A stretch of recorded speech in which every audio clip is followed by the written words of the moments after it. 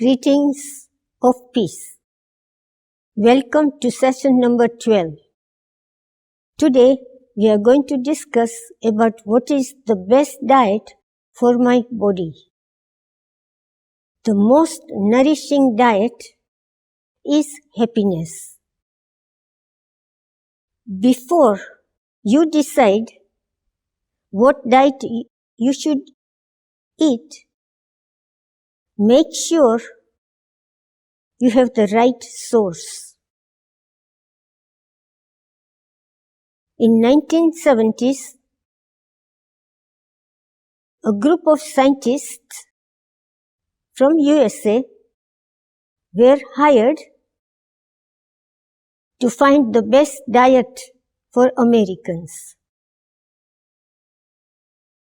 When they published their results, the recommendation was that the best diet is the plant-based diet. Food and Drug Administration said it is impractical. So, the scientists had to revise their recommendation. On the revised edition, they said that minimal amount of animal diet would be all right. When you want to find out how much protein I need, how much vitamins I need, it is called RDA, Recommended Daily Allowance. How was RDA determined? In America, where the affluent society lived, who had lots of money to select whatever they want to eat, their diet was studied for a long time. It was made sure they didn't have any prior illness and illness after several years. So whatever they ate became recommended daily allowance. It is totally unscientific. So you have to think about this. The first thing I'm going to talk about is carbohydrates. Where do carbohydrates come from? From the ground. All the plants, vegetables, trees, fruits, flowers are all carbohydrates. Can I have first slide?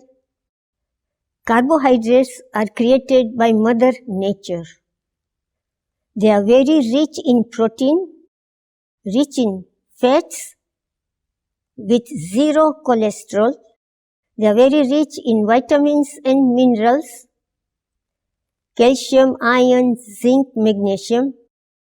They are extremely rich in antioxidants, which boost our immune system, and these antioxidants are not found in animal diet. It has folic acid. It is not in animal diet. Carbohydrates are very rich in fiber, which we need for digestion. Very rich in vitamin C, which is not found in animal product, and rich in water. Everything we need is in carbohydrate diet. You hear about carb diet. When they diet, they say, I'm off carb diet. That means they are eating 100% animal products. Actually, they should say, I am off starch. Starch is a refined carbohydrate in the food processing plant. We all know white flour, cornstarch, lot of potato starch, sugars which are processed in the plants. They are all starches. They are not carbohydrates. So there is a big difference between carbohydrates and starches. And even if you are not dieting, you should avoid processed carbohydrates like vegetable shortening, margarine, and tapioca, etc. Now, I'm going to talk about protein. Wherever I go, even in a little village in India, they ask me about protein. It has been steeped in our subconscious and consciousness. Protein, protein. We are obsessed about protein. We think protein will make me healthy. So can I have the second slide? How much protein I need?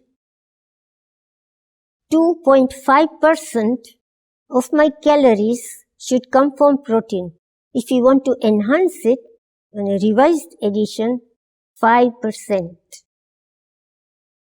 Remember, protein comes from carbohydrates. Excessive protein can destroy your kidney gradually. You will lose calcium, you will get osteoporosis, kidney failure, kidney stone, prostate stones, cancer. This is what protein does, because protein is acid. It is called amino acids, means acid is not good for us. You might have never heard it, but protein can also cause cancer. Cancer of the breast, cancer of the prostate, cancer of the pancreas, and cancer of the colon. We all know that, too much fat in our diet can cause cancers, but protein is also responsible. Some people think that if you are an athlete or if you are doing rigorous bodybuilding, you need more protein. You need same amount of protein as normal individual. Many parents or many individuals are on protein powder diet. Even if it is of vegetarian source, if you are taking or you are feeding someone, remember, my body needs only 2.5% of calories. You are overloading and causing severe harm to our body. Even vegetable source of protein can destroy my kidneys, deprive me of all the vitamins and minerals. It can make me completely deprived of calcium. I can have osteoporosis even if I am young, and I will start breaking my bones with little bit injury. Excessive protein is very harmful. Why? As you know, when we break down protein in the body, it creates acid. The pH of my blood has to be alkaline, means 7.4 out of 10. When I was in emergency, a young intern, if a patient came with serious illness, or accident, I will first measure their pH. If their pH was 7.6 instead of 7.4, that was real emergency. That patient might not make it. So, alkaline pH of 7.4 preserves my life. Protein, when breaks down, creates lots of acid.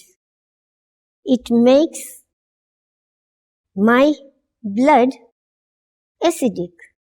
That is unacceptable.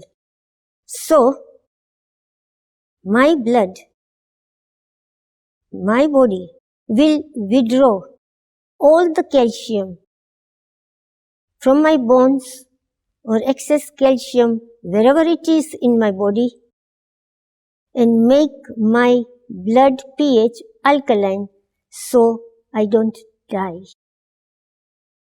This calcium loss is gradual. We don't need extra calcium in our diet. There is excess calcium. But when I eat excess protein, I lose all the stored calcium from my body. And when calcium is lost, I have osteoporosis. Then there is more calcium in the blood because my blood has to be made alkaline. This calcium, if I eat too much calcium, it goes to my kidneys. What is going to happen to my kidneys?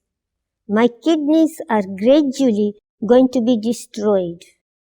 There will be kidney stones, kidney infections, my kidney will start malfunctioning, and then my kidneys will die. I will need dialysis. This much dangerous the protein is. And nowadays, I have seen young individuals who are fed lots of protein have kidney failures and dialysis. So it is important for you to study how much protein you should take. Can I have a slide on protein content? This is the slide which shows you how much protein is in beans. It varies from 23 to 35% of calories. I need only 2.5%. So it is extremely rich and too much. We come to grains from 8% to 31% of protein, too much. Vegetables from 49% to 15% of calories from protein. I need only 2.5 to 5%. Then go to nuts. 21% to 12% of protein comes from nuts. Fruits, even lemon has 16%. All the fruits also have protein. If you eat only potatoes or lived on lemons or on broccoli, you will never be deprived of protein. You might be deprived of other things. If somebody asks me that I've got kidney illness and I want to avoid protein, I have no recommendation. It is impossible for anyone to avoid protein in the diet because everything I put in my mouth or what you put in your mouth has got lots of protein. I'm emphasizing on this because I don't want you to be obsessed by protein. It is very harmful for our bodies. The benefit of protein in the plant diet is we can dilute it. For example, lentils has a lot of protein than I need. So, I'll make a soup out of it. I will dilute it. Compared to animal protein, which is more acidic and more harmful than plant protein. The vitamins and minerals, all I need are in carbohydrate diet. What about vitamin D? Easily, readily available from the sun. I need to be exposed to sun for 15 minutes 3 times a week, or maybe 1 hour, maybe 1 hour a week. My liver can store vitamin D processed by my skin for 20 days. So, I don't need to take vitamin D supplement. Yes, in the Arctic and Antarctic, or where there is darkness for 6 months, they might need vitamin D supplement. But if I am exposing myself to the sun, I can, in the indirect sun, in a patio or a glass enclosed patio, I will get more than enough vitamin D because I need very little. What about vitamin B12? Plants get vitamin B12 from organisms in the soil. So, depending on healthy soil, there will be vitamin B12 in the vegetables. Then, when we have lentils or some food, we ferment it. We soak it overnight. This fermentation has vitamin B12.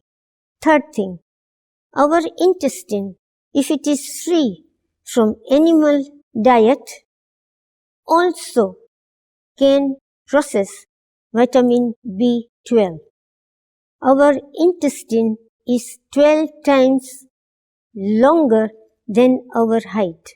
So if someone is 6 feet tall, then imagine their intestine is 72 feet long. Lot of fermentation takes place if I'm in vegetarian diet, and I can get lots of vitamin B12. Now, I'm going to switch to fat. All of you are aware that the fat in our diet is not needed. Our body, every cell of my body manufactures fat. 25% of cholesterol come from non-vegetarian diet. Those who are vegetarian, there is no cholesterol in the diet.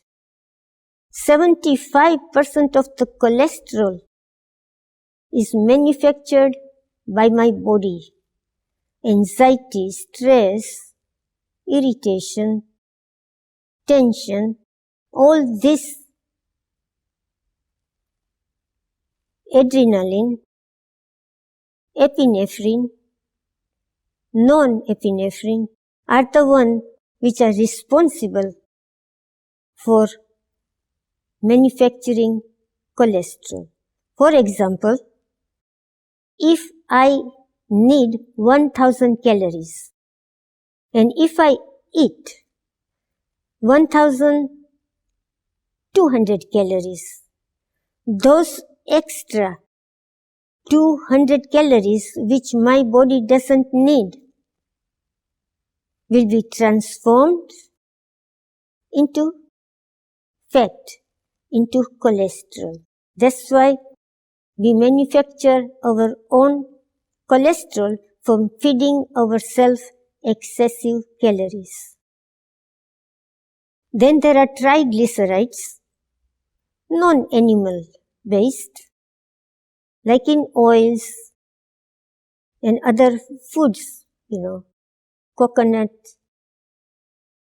almonds, all of them have fat. We consume 95% of triglyceride in our diet, vegetarian or non-vegetarian. Only 5% of triglyceride is manufactured by my body. What does triglyceride do? It's very dangerous. It increases my cholesterol. It increases different types of cholesterol which can cause heart diseases. You all know that cholesterol is blamed for blood pressure, heart diseases, stroke. But do you know that cholesterol and fat in the blood is also responsible for cancer? Can I have the slide, please? The cancers caused by cholesterol and triglyceride in our body creates lung cancer, prostate, colon, rectal, breast, uterine, cervical, ovarian. Of course, you know about the heart diseases and strokes. There are also processed fats, vegetable shortening, margarine, etc. These are very harmful to the body. I'm going to post the details of diet and nutrients we get from our diet on the website so you can look at it. I also want to talk about the spiritual aspects of vegetarian diet. Gandhi, at the age of 78, was killed. He was on pure vegan diet. He avoided protein by all the means. He ate bananas, few peanuts, and dates. He walked every day, 35 to 40 miles. He had so much stamina, even at the old age. There is something I want to say about milk. We take it for granted that milk is good for me. Milk is an animal product, very rich in protein, very rich in phosphorus and calcium. But when we drink milk, my blood becomes acidic. Instead of absorbing calcium, I'm going to lose calcium because once my blood becomes acidic, it has to be made alkaline. So calcium is withdrawn from my bones. And because there is a lot of phosphorus in the milk, the phosphorus is pushed into the bones.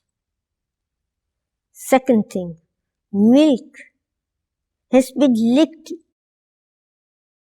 with diabetes 1 and diabetes 2.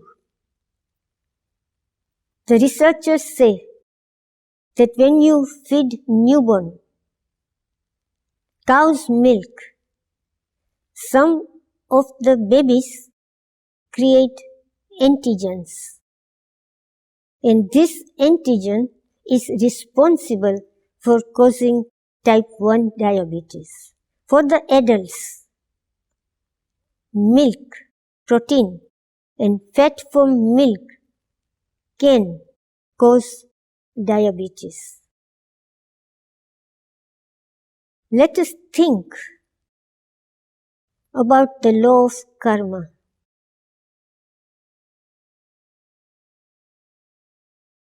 The higher being loves animals as much as he loves us. We are the protectors of animals. They have feelings. They have sentiments. They have emotions. They know much more than human beings that they have been butchered.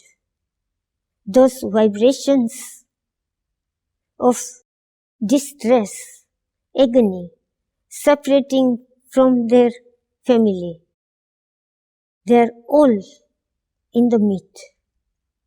And when I consume it, those vibrations and the karma will definitely have a strong effect on my peace of mind. Those who are vegetarian,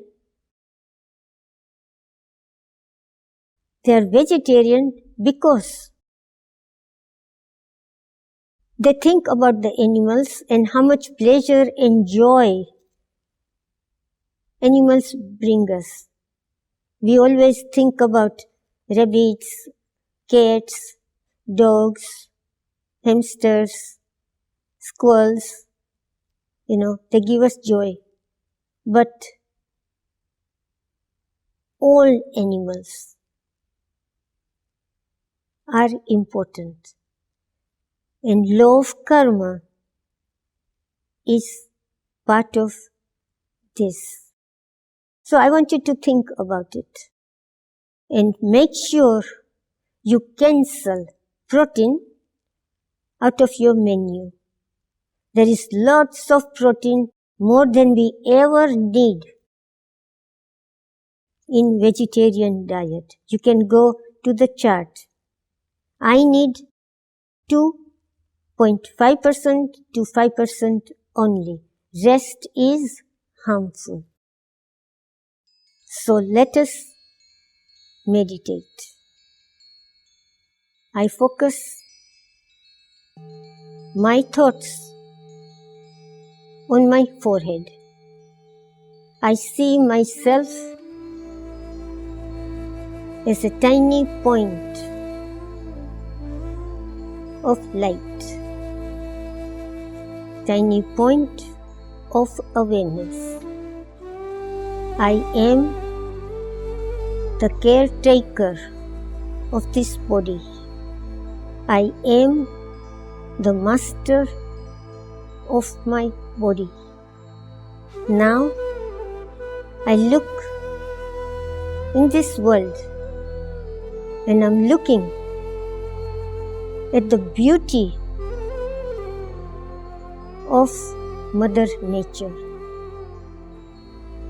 Mother Nature has provided us with beautiful flowers, beautiful insects, beautiful animals whom I love.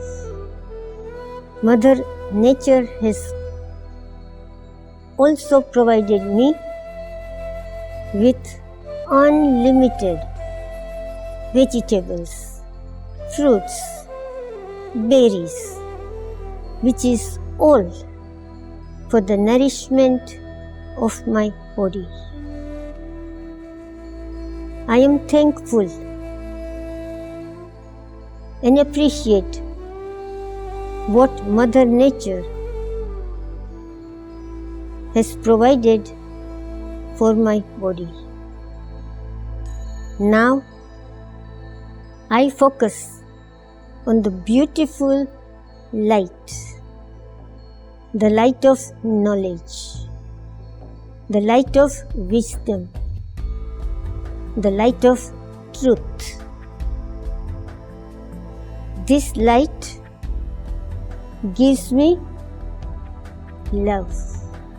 It also gives me happiness, peace, bliss. When I am with this light, I am absorbed in peace, deep, soothing silence. I feel serene. I feel tranquil. I feel calm. I feel at ease with myself. I collect all these feelings and vibrations from the Supreme Light and direct them towards the Mother Nature, who has been so beautiful, so nice to take care of me and give me happiness and take care of my body.